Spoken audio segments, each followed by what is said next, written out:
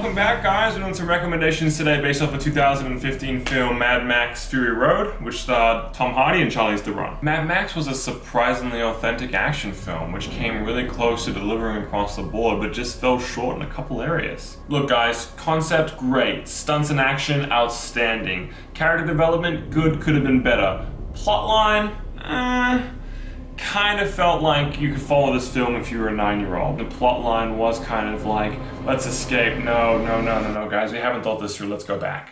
The stunts in it were awesome. I saw real cars rolling, I saw real genuine explosions, I saw real stunts being carried through by real stuntmen. When they had guys dangling on the bamboo wood to get into other vehicles, that was a really theatrical stunt. The film was for sure one of the better action films of the decade, by far. I think it puts a lot of action films to shame.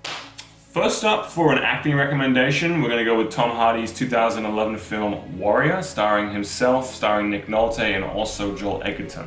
I was having a conversation with a friend of mine recently about the film Warrior, and we were laughing because we remember hearing about the trailer and seeing the trailer when it first came out, and it was like, two brothers are going to fight for the championship in the Ultimate Arena for $5 million, and we were like, how cliche could this movie be? And both of us thought that the movie had like a lot of soul, a lot of heart. It was like a real tearjerker, and it was also, you know, great choreography, great film, great storyline. I can't imagine someone have taken a more cliche topic and turning it into a better piece of cinema. Next recommendation for Charlize Theron, of course, a beautiful blonde behind me. I don't know if you can see that. She's not even blonde in this movie, never mind. My acting recommendation for Charlize Theron is going to be the 2003 flick Monster. Monster is about a female prostitute who begins serial killing men, and it's kind of this odd, you know, character development transformation that takes place within herself, where she goes from being a prostitute pleasing men to killing men. And the really interesting thing about it is, you take Charlize Theron, who's this beautiful blonde model, and she made a huge transformation for this film, massive.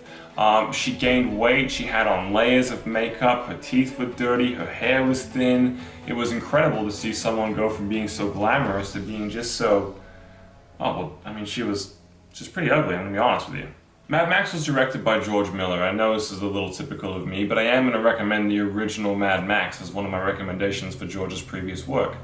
The original Mad Max is a 1979 movie starring Mel Gibson. The original Mad Max film takes place in a slightly less apocalyptic world. There's still some levels of order. There is still a slightly functioning society taking place in Australia at this point in time.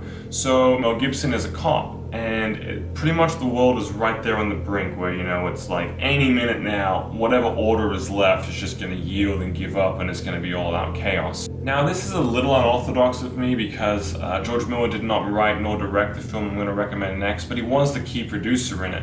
I'm talking about 1989 Dead Calm, which stars Nicole Kidman, Sam Neill, and Billy Zane. Nicole Kidman and Sam Neill are basically this married couple that are minding their own business when a small dinghy boat being directed by Billy Zane comes into the side of them. Let's just say a few things that Billy Zane's character says don't quite check out, that don't quite make sense, and from there the movie begins to take quite the turn. For genre, look, I really dug around for this one. Originally I was kind of going to recommend the film Waterworld because of the concept, but then I was like, no, I can do better. I'm going to find two films that had really original concepts that were genuinely good action films. The first film for genre guys that I like to recommend is going to be the 1979 film The Warriors, which stars Michael Beck and James Remar. The film is about a gang of which is wrongfully accused of having killed a leader of whom was trying to bring all the gangs of New York together.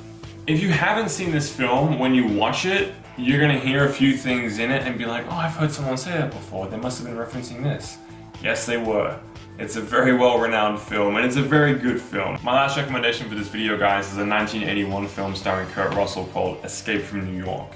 The premise of the film is essentially, in the future, what we've done is we've taken all convicts, prisoners, criminals, whoever, and we've thrown them into the island of which is New York.